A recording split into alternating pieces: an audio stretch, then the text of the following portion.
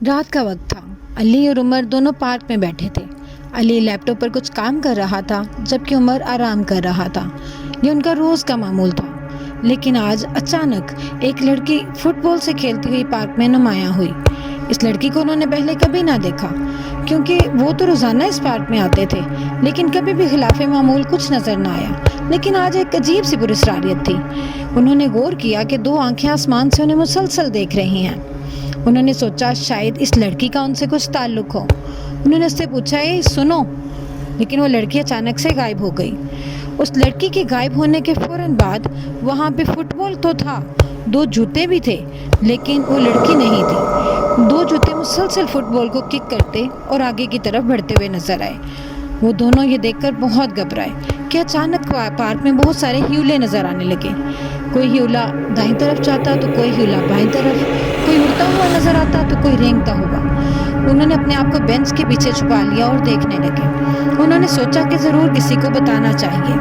انہوں نے یہ سوچتے ہی گھر کی طرف دوڑ لگائی۔ وہ گھر کی طرف دوڑ رہے تھے اور ایک دوسرے سے بات کر رہے تھے کہ یہ آج ہمارے ساتھ کیا ہوا، پہلے تو ایسا کبھی نظر نہیں آیا۔ انہوں نے گھر کی طرف جاتے ہوئے راستے میں ایک مالی بابا کو دیکھا۔ مالی بابا جب انہیں نظر آئے تو انہوں نے ان کو سارا قصہ سنایا۔ مالی بابا سن کے کچھ حیران ہوئے اور کچھ پریشان سے نظر آئے۔ انہوں نے مالی بابا سے کہا کہ آپ ہمارے ساتھ چل کے پارک میں دیکھیں۔ مالی بابا ان کے ساتھ پارک میں آئے، لیکن وہاں کچھ بھی نہیں تھا۔ نہ تو کوئی ہیولا تھا، نہ وہ پراسرار آنکھیں، نہ لڑکی، نہ فٹ بال، کچھ بھی نہیں تھا۔ وہ یہ دیکھ کر بہت حیران ہوئے اور وہ چپ چاپ گھر کو چلے گئے۔ مالی بابا وہیں پارک میں بیٹھے دیر تک سوچنے لگے، کیونکہ وہ جان چکے تھے کہ یہ اسی شیطان جادوگر کا کام ہے جو آج سے 10 سال پہلے بھی لوگوں کو اپنی حرکتوں سے بہت پریشان کرتا تھا۔ وہ اسی طرح کے ہیولے وغیرہ لوگوں کو دکھاتا تھا تاکہ لوگ اس سے ڈرنا شروع کر دیں۔ اسے انہوں نے اور ان کے استاد نے ایک اندھے کنویں میں بند کر دیا تھا، اور یقیناً وہ اب اس کنویں سے آزاد ہو چکا تھا۔ اسی لیے تو اس نے اب لوگوں کا دوبارہ سے جینا محال کرنا تھا۔ لیکن یہ وقت آنے سے پہلے مالی بابا کو کچھ کرنا تھا، تو انہوں نے اللہ کا نام لے کے کچھ پڑھنا شروع کیا اور کچھ بیج ایک کھیت میں پھیلائے۔ ان بیجوں کی وجہ سے وہ جادوگر وہاں پہ آ گیا۔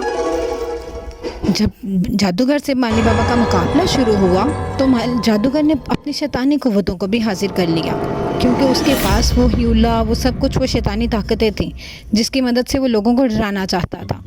مالی بابا نے بھی اپنے اللہ کے نام کی روشنی کے ساتھ اس کا مقابلہ کیا اور اس طرح سے ایک ایک کر کے اس کی ساری شیطانی قوتوں کو مات دی۔